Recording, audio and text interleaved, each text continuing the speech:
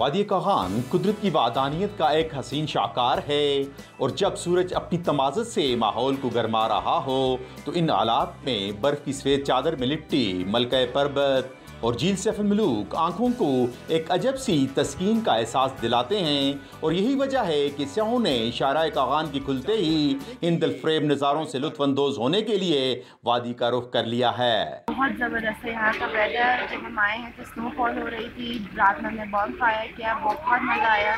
खाने का बहुत अच्छा इंतजाम था, रहने का बहुत अच्छा इंतजाम था। नेशनल हाईवे अथॉरिटी इस अहम शाहराह को बाबूसर टॉप तक खोलने में मसरूफ़ अमल है, जिसके बाद सुबह खैबर पख्तूनख्वा और गिलगित बल्तिस्तान के दरमियान ट्रैफिक को बहाल कर दिया जाएगा। अभी नारान से आगे बटाकुंडी से आगे तक रोड जो है वो ओपन हो गया, तकरीबन भोड़ावई तक रोड क्लियर हो गया।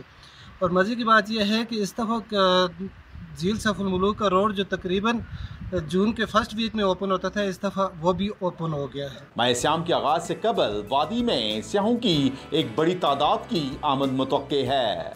निसार अहमद खान, डॉन न्यूज़, मानसरा।